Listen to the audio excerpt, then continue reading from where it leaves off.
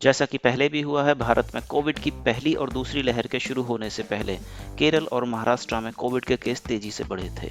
अगर पिछले 2 दिन के आंकड़ों को देखें तो कोविड के केस देश में लगभग 2 गुना हो गए हैं और 2 दिन पहले जो केस 24,000 के करीब थे, वो अब बढ़कर 46,000 से अधिक हो गए हैं। इन नंबर्स ने देश के लोगों और भारत सरकार की टेंशन बढ़ा दी है। जहां केरल में पिछले 24 घंटे में 31,000 से ज़्यादा कोरोना वायरस के नए मामले दर्ज हुए हैं, वहीं महाराष्ट्र में 5,000 से ज़्यादा नए मामले दर्ज हुए हैं। आंध्र प्रदेश, तमिलनाडु और कर्नाटका में 1600, 1500 और 1200 से ज़्यादा मामले दर्ज हुए हैं। यदि पिछले 24 घंटे में मौत के आंकड़ों को देखें तो वो 600 से अधिक है।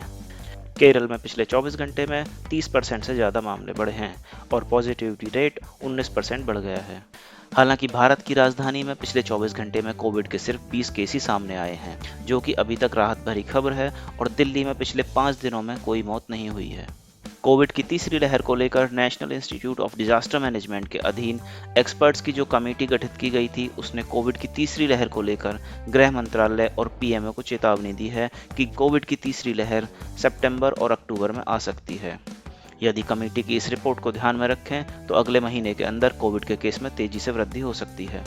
एक्सपर्ट्स की इस कमेटी ने आगाह किया है कि इस बार कोविड की ये लहर बड़ों के साथ साथ बच्चों के लिए भी खतरनाक साबित हो सकती है, और उन्होंने बच्चों के लिए बेहतर मेडिकल सुविधाओं के साथ तैयार रहने की बात पर जोर दिया है, और इसके साथ साथ बच्चों के लिए वैक्सीन तैयार करने और लगाने पर भी जोर दिया है, और साथ ही चेतावनी दी है कि यदि बच्चों में इन्फेक्शन की दर बढ़ जाती है तो बच्चों के लिए अभी उपलब्ध मेडिकल सुविधाएं जैसे कि डॉक्टर, स्टाफ, वेंटिलेटर और एम्बुलेंस की काफ़ी कमी है। इसके साथ एक अच्छी खबर यह है कि अभी तक भारत में 50 करोड़ से ज़्यादा लोगों को वैक्सीन की पहली डोज लग चुकी है और कुल 60 करोड़ से ज़्यादा डोजेस पूरे भारत में लगाई जा चुकी हैं। और इसके साथ ही नेशनल टेक्निकल एडवाइजरी ग्रुप के चीफ डॉक्टर एन के अरोरा ने कहा है कि बच्चों में वायरस की वजह से गंभीर परेशानी होने की संभावना अब और बढ़ गई है। उन्होंने इसे स्कूल के खुलने का कारण बताया है।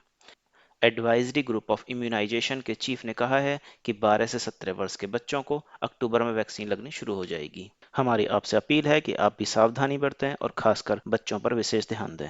आपको हमारी ये वीडियो कैसी लगी, कमेंट करके ज़रूर बताइएगा।